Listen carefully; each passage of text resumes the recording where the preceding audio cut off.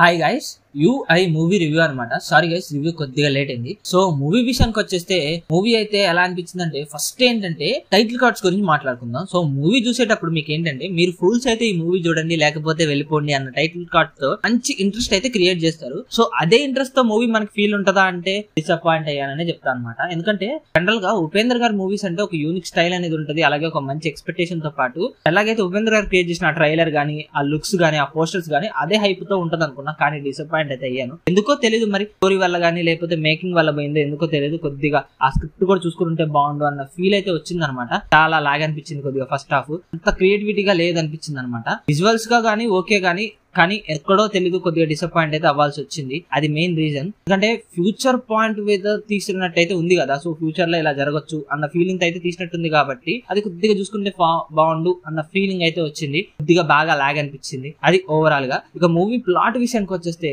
ఒక రివ్యూయర్ వచ్చేసి ఉపేంద్ర గారు రాసిన కథను అయితే చదువుతూ వెళ్తాడు అనమాట. సో అది ఎక్కడికి వెళ్ళింది స్టోరీ, ఇక మూవీ ఎలా మొదలైంది అన్నది అక్కడి నుంచి మూవీ ప్లాట్ అనమాట. సో ఓవరాల్ గా ఇక మూవీ గురించి మాట్లాడుకోవాలి అంటే, ఫస్ట్ హాఫ్ విషయానికి వచ్చేస్తే నాకు లాగ్ అనిపించింది. అసలు స్టోరీ కూడా ఫస్ట్ మూవీ చూసినప్పుడు నాకు అర్థం కాలేదనమాట. అలా ఒక ఫీల్ అయితే వచ్చింది. ఒక కన్ఫ్యూజన్ స్టేట్ తో మొదలైన ఫీలింగ్ కలిగింది అనమాట.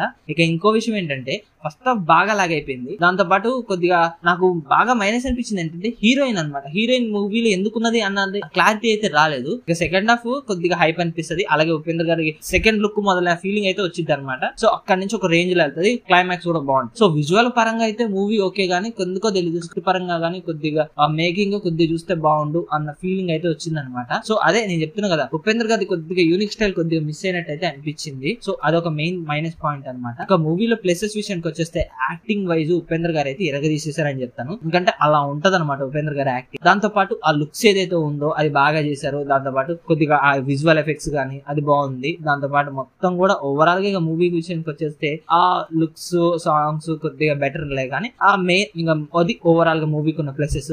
యాక్టింగ్ వైజ్, లుక్స్ వైజ్ అందరు బాగా చేశారు.